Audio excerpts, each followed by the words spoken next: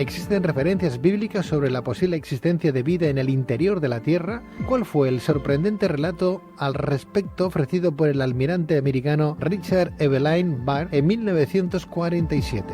Para responder a estas y otras cuestiones tenemos con nosotros a Julio Murillo Yerda, periodista, director creativo, experto en comunicación, escritor y autor de El Club de los Filósofos Asesinos, de Ediciones Martínez Roca, del Grupo Planeta. Julio Murillo Yerda, muy buenas noches, Julio. Aún recuerdo la última entrevista que hablábamos sobre el reino secreto de Agartha, ¿no? Bueno, pues mira, el tema que tenemos encima de la mesa esta noche no es menos interesante y menos fascinante realmente, toda la fantástica teoría de la Tierra hueca, ¿no? ¿Dónde nos lleva esa teoría, Julio? Vamos a ver, Pedro, tú sabes perfectamente que en nuestro mundo ocurren cosas realmente asombrosas, ¿no? Por ejemplo, sabemos que existen 200 historias, 200 tradiciones culturales en todo nuestro planeta que hablan de un diluvio universal, con lo cual, pues como dice el refrán, cuando el río suena, agua lleva. Debió ocurrir. Pues con la teoría de la Tierra hueca pasa exactamente lo mismo. A lo largo y a lo ancho del planeta, de norte a sur y de este a oeste, hay centenares de tradiciones de pueblos más recientes o más antiguos que hablan de esta teoría, ¿no? La encontramos entre los griegos, la encontramos en el folclore y la mitología nórdica, en la mitología celta, por ejemplo, ellos hablan del Cruachan, que es una puerta que ellos llaman la puerta de Irlanda al infierno, ¿no? Al mundo subterráneo. Hay un mito irlandés que habla del un túnel en County Down, en el norte de Irlanda, pues que lleva al mundo subterráneo de una civilización que se conoce como los Tuat de Danann, un grupo de personas o un pueblo que introdujo el druidismo en Irlanda. Del mismo modo, pues en la India los Angaminaga hablan de que sus ancestros, los que dieron origen a su civilización, emergieron del interior de la tierra. Lo mismo dicen los taínos. Por ejemplo, pues la misma historia se encuentra en las islas Togrián, ¿no? Y bueno, en muchísimos sitios. Por ejemplo, en la América de los indios americanos, de pueblos nativos de Norteamérica, nos encontramos pues la tribu de los Mandan, cercana al río Missouri, pues también cuentan lo mismo, de que su pueblo fue creado, su origen está en una civilización que habitaba el interior de la tierra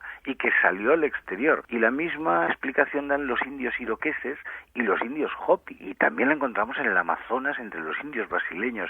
Por lo tanto, el tema es fascinante. Julio, los defensores de la Tierra hueca propongan que al existir cuevas y sistemas de túnel todo el planeta Tierra, estas podrían unir lugares muy distantes por el subsuelo y por ello postulan que no sería descabellado que en alguna de ellas se dieran condiciones apropiadas por la vida. Sí. Es más, los defensores de esta Tierra, de la teoría de la Tierra hueca, consideran que la exploración científica del interior de la Tierra no ha sido aún significativa, ya que la máxima perforación que se ha llevado todavía a cabo es tan solo de 14.4 kilómetros, lo que equivale a tan solo el 0,1% del diámetro terrestre. Exacto. Con lo cual, es curioso porque hablas de diferentes referencias, incluso hasta bíblicas, porque buscando nosotros referencias sobre la tierra hueca, en concreto el apóstol San Pablo, escribe lo siguiente: para que en el nombre de Jesús se doble toda rodilla de los que están en los cielos y en la tierra y debajo de la tierra. Y en el Apocalipsis se puede leer: y ninguno, ni en el cielo, ni en la tierra, ni debajo de la tierra, podía abrir el libro ni aún mirarlo.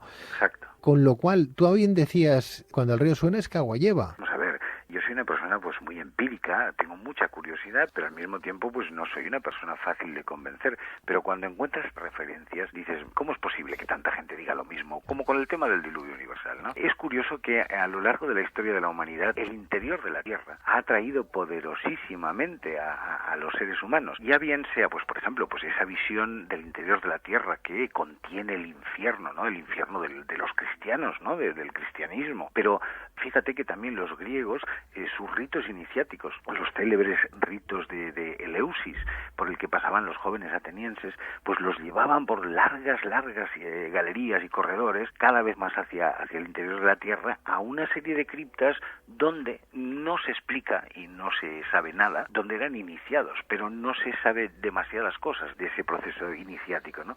O sea, el interior de la Tierra nos ha fascinado siempre. Fíjate, pues que muchos escritores versados en temas esotéricos, como Julio Verne, pues dieron forma a esa novela espectacular que es Viaje al centro de la Tierra, ¿no? En la cual pues unos exploradores entran por el volcán Sneffels en Islandia y aparecen mucho tiempo después en una isla del Mediterráneo, después de haber comprobado de forma directa que existen mares, soles, tormentas, animales prehistóricos, etcétera, etcétera, ¿no? Pero fíjate, vamos, si quieres, a repasar un poco cosas que son realmente espectaculares, ¿no? En cuanto a toda esa teoría de la Tierra hueca. En el siglo XVIII hay un matemático y un famoso astrónomo inglés que es Edmundo Halley, del cual tomó nombre el cometa Halley. Bueno, pues él en 1692 publicó una teoría acerca de la Tierra hueca. Él se mostró muy extrañado por todo el tema de los campos magnéticos de la Tierra y empezó a investigar y a indagar a qué se podían deber pues las alteraciones magnéticas, etcétera, y llegó a la conclusión de que la Tierra estaba hueca.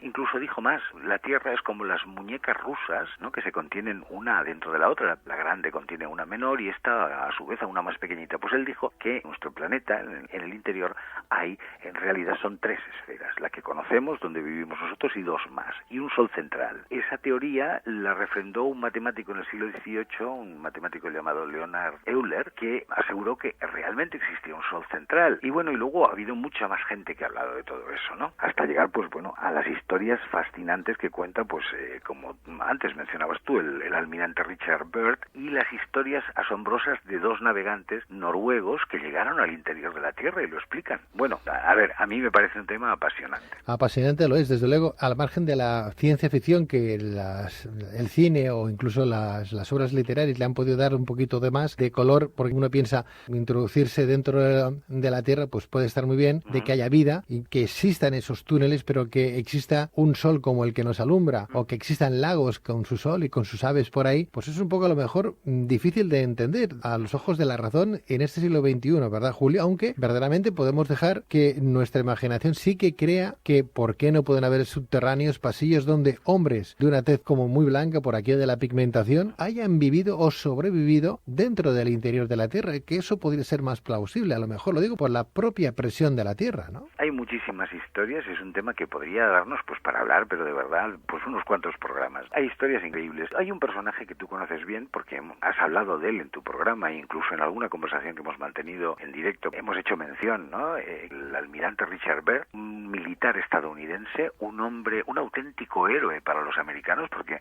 pensemos que este hombre era explorador, era aviador, fue el segundo piloto en cruzar en vuelo ininterrumpido el Atlántico, de continente a continente, y hubiera sido el primero de no haber sufrido una avería su avión que retrasó ese salto que él planeaba, ¿no? Este hombre, Richard Byrd, exploró el Polo Norte, exploró el Polo Sur muchísimas veces, estuvo a punto de morir en más de una ocasión. Bueno, le dieron todas las medallas y todos los honores, es uno de los militares y científicos y exploradores americanos más reconocidos. Pues este hombre cuenta una historia espectacular, algo increíble, y que además está como pues muy documentada. Él recorrió, sobrevoló el Polo Norte y el Polo Sur en varias ocasiones, ¿no? Sobre todo en los años 46 y en el año 56 en una última expedición, y además no iba solo, iba con un copiloto, no recuerdo el nombre del copiloto, pero bueno, el copiloto atestiguó todo lo que explicó Byrd, él lo refrendó diciendo es cierto, no se está inventando nada.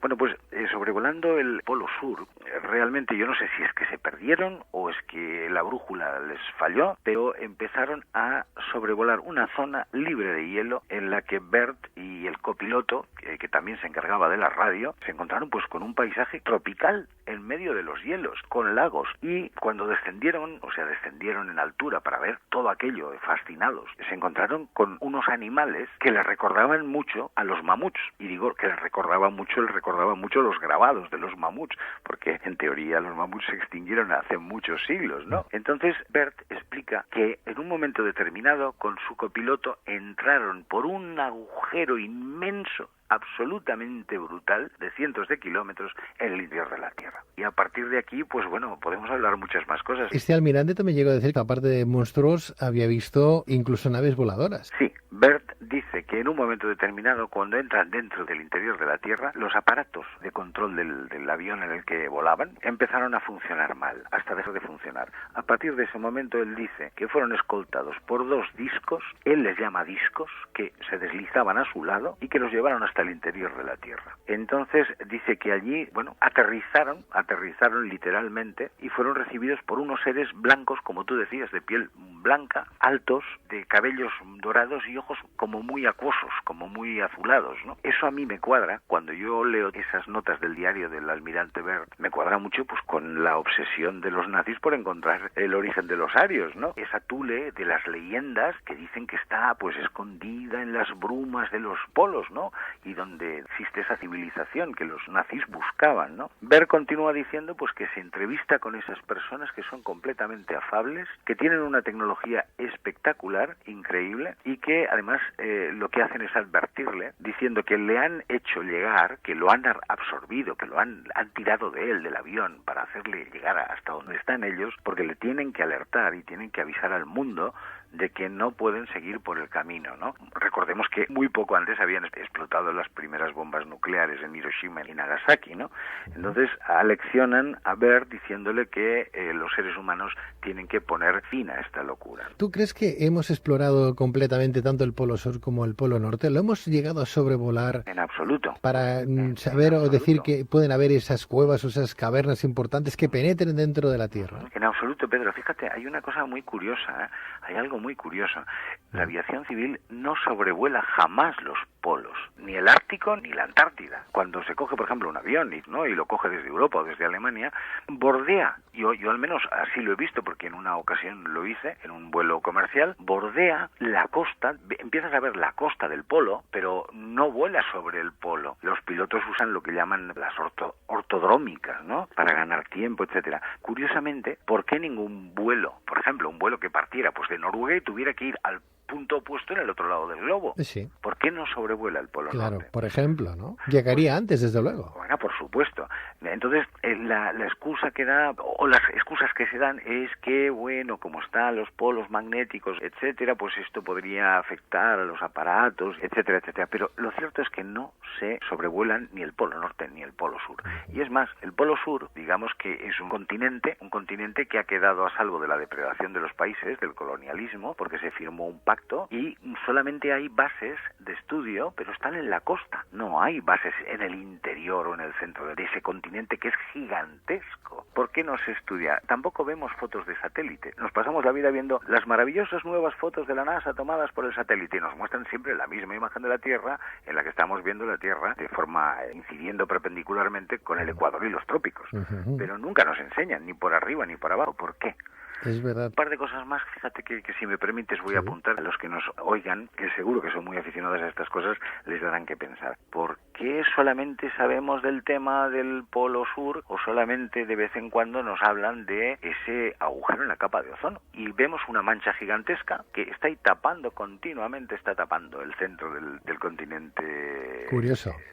Sur. Y con el norte también pasa lo mismo. Alguna vez que se ve alguna imagen siempre hay una gigantesca borrasca encima. Y finalmente otro apunte, ¿no? ¿Por qué todos los estudiosos del tema ufológico, del tema ovni, insisten tanto en decir que esos ovnis, hay muchísimos defensores de las teorías ufológicas que dicen que no vienen de otros sitios, que esos platillos volantes están en la Tierra y que además entran y salen por grandes agujeros o grandes cavidades en el Polo Norte y en el Polo Sur? Bueno, yo lo he visto en montones de trabajos de ufología eso. Hablando de este almirante, Richard Evelyn Byrd, que fue un gran explorador y aviador estadounidense, como bien apuntaba Julio Murillo Yerda, especialmente por sus conocidos y audaces vuelos sobre la Antártida, que permitieron, por cierto, estos vuelos conocer mejor la configuración geográfica del continente. Y en enero de 1929, este almirante dirigió una expedición, como bien decía Julio, al Polo Sur. Según su relato, en esa expedición él y su tripulación penetraron 2.300 millas en el centro de la Tierra y el almirante Byrd declaró que los polos norte y sur son solo 2 de las muchas aberturas al centro de la Tierra. Asimismo, el almirante también declaró que la Tierra, esa Tierra interna, tiene su propio Sol. La teoría de Baer es que los polos de la Tierra son cóncavos en vez de convexos y los barcos y aviones pueden navegar o volar hacia adentro de las entrañas de la propia Tierra. Bueno, yo no sé si algún día los misterios que aparecen en el Triángulo de las Bermudas alguien nos los va a explicar. Este sería un misterio más que podríamos poner en clasificados como de secreto, porque todavía no sabemos qué es lo que hay ahí, de verdad. Realmente es algo muy misterioso lo del tema de Richard Baer,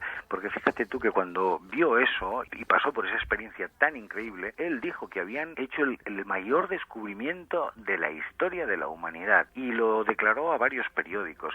Y cuando llegó a Estados Unidos se lo dijo al Estado Mayor, a los militares, a todos sus superiores. Curiosamente, todo el material desapareció, las fotografías desaparecieron y a él le dijeron que o se callaba o que iban a tener un problema muy serio. Con lo cual ahí se echó tierra a ese asunto, ¿no? Y es más, el propio gobierno de los Estados Unidos con el tiempo, de entrada no lo hicieron porque él era un hombre con una popularidad inmensa, era un verdadero héroe.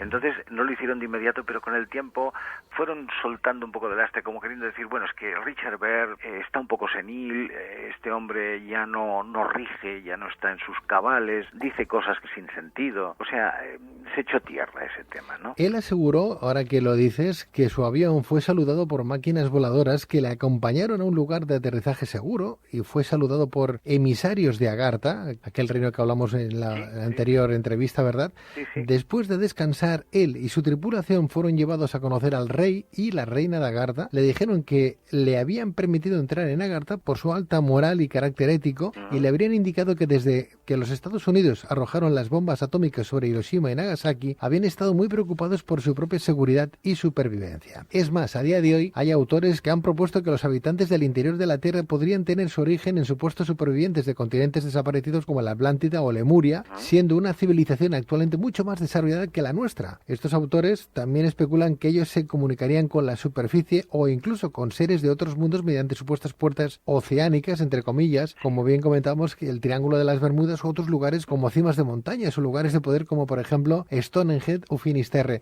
Esta noche ha estado hablando con nosotros sobre la Tierra Hueca, pero mañana puede estar hablando de tantos y tantos temas de misterios que él bien conoce, que seguro se van a convertir también en otras magníficas obras literarias. Para mí siempre es un placer poder charlar contigo y estar en tu programa, que realmente es un programa magnífico. Gracias Julio. Un abrazo muy fuerte y muchos éxitos. Un abrazo muy fuerte para ti y para todos los que nos oigan. Buenas noches, Julio. Buenas noches.